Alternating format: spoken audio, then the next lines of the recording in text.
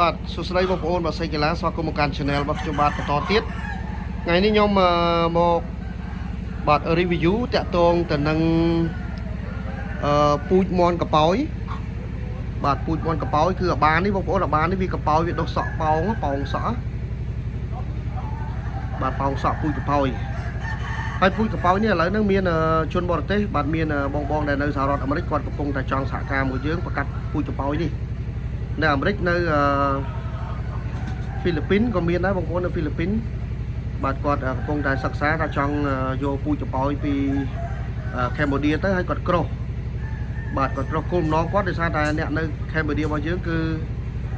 យកមន់ពីហ្វីលីពីនមកច្រើនអញ្ចឹងគាត់ចង់មានកម្លាយដើមពីកម្ពុជាទៅបាទអញ្ចឹងចាំមើលថាតើអ្នកនៅហ្វីលីពីនហើយនិងអ្នកនៅសហរដ្ឋអាមេរិកបាទមួយណាគាត់នឹងសហការជាមួយយើងបានមុនគេប៉ុន្តែអ្វីដែលគាត់ចាប់អារម្មណ៍គឺកប៉ោយបងប្អូនពូជកប៉ោយណាបាទអញ្ចឹងបងប្អូនដែលនៅក្នុង Channel របស់ខ្ញុំបាទឬក៏ចូលទស្សនា Channel របស់ខ្ញុំបាទជួយ Subscribe ផងនេះគឺជាពូជមួយដែលកំពុងតែទទួលបានការចាប់អារម្មណ៍ខ្លាំង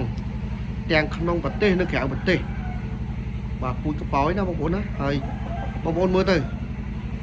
ចង់និយាយថាវគ្គនេះឈុតនេះអស់ទោះហើយបាទអស់ទោះខ្ញុំមានធានាថាចេញមកគឺកប៉ោយសអំបៅហ្មងបាទកប៉ោយសអំបៅអញ